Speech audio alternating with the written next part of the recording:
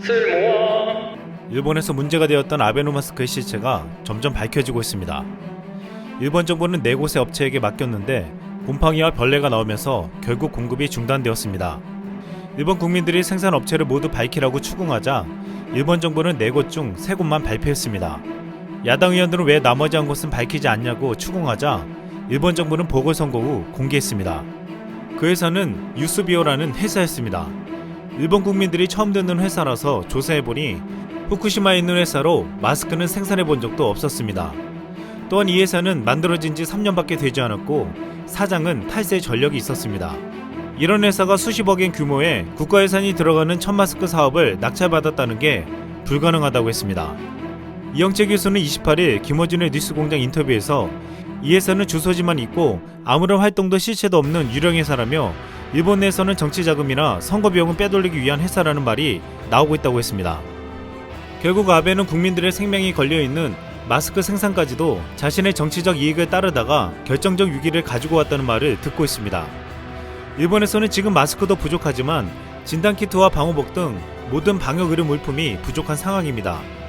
일본 전국에서는 집단 감염이 발생한 곳 가운데 병원이 41곳으로 가장 많았습니다. 그런데 그 병원에서 일하는 상당수의 의료진이 방호복이 없어서 쓰레기 봉투를 입고 있었습니다. 이런 심각한 의료 물자 부족으로 오사카 시장은 국민들에게 비옷이라도 기부해달라고 호소하고 있습니다. 일본뿐만 아니라 지금 전 세계 의료진들은 방호복 부족에 시달리고 있습니다. 프랑스의 한 의료진은 당국이 나눠준 방호복을 입고 유튜브 채널에 한 영상을 올렸습니다. 이 영상에서 의료진으로 추측되는 한 남성이 웃을 준비를 하라며 쓰레기 봉투처럼 열면 된다, 소매는 없다고 말하면서 방호복으로 주어진 파란 봉투를 입는 방법을 시연했습니다. 또한 스페인에서도 쓰레기 봉투로 방호복을 만들어 입는 의료진의 모습이 보이면서 숨은 어디로 쉬어야 하냐고 씁쓸한 현실을 보여주었습니다.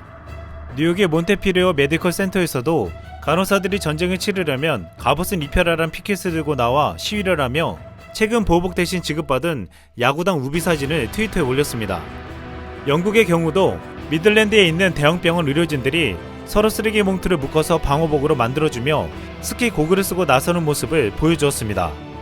이 같은 안타까운 현실을 마주한 세계 각국의 국민들은 한국의 방호복을 보고 놀라며 왜 우리는 이런 방호복이 없냐고 안타까워하고 있습니다.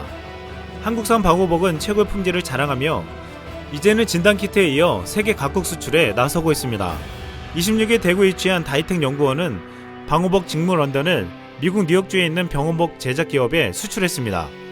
이 직물 원단은 미국 방호복 기준 최고 단계인 레벨 4 수준의 인공혈액 침투 저항성 시험도 통과한 상태여서 앞으로 수출이 확대될 전망입니다. 다이텍은 1차 납품을 시작으로 K 방호복 수출 확대에 기대를 걸고 있습니다. 이미 1차보다 10배 정도 늘어난 500만 야드 규모의 2차 납품 계약을 미국과 영국 기업과 진행 중입니다. 또한 대구의 기능성 의류 전문 제작업체인 영풍화성은 세탁이 가능한 보호복도 개발했습니다. 일회용 보호복 제작이 주로 쓰이는 부츠포가 아닌 폴리에스테르 직물로 만들어 내구성이 우수하고 세탁 후 재사용도 가능하다고 알려졌습니다. 우리 정부는 지난 23일 온라인 화상 수출 상담회를 개최하여 전세계 필요한 나라들의 한국산 방호복 수출을 시작했습니다. 이번에 가장 큰 타격을 입은 도시는 대구였습니다. 대구는 방역당국과 의료진들의 헌신과 봉사자들과 시민들의 자발적인 협력으로 이 사태를 이겨냈습니다. 그리고 이제는 섬유의 도시 대구에서 전세계를 향해 방호복을 수출할 준비를 하고 있습니다. 30일 0시 기준 한국의 확진자는 4명이 나왔는데 4명 모두 해외에서 들어오는 검역에서 확인된 확진자였습니다. 국내에서는 단 한 명도 나오지 않았습니다. 아직 안심할 수는 없지만 황금 연휴가 시작되는 첫날 한국은 0명이라는 놀라운 선물을 받게 되었습니다. 이제 한국은 진단키트와 방호복, 더 나아가 마스크까지 전세계의 감염병 종식을 위해 나아갈 예정입니다. 이상 쓸멍이었습니다.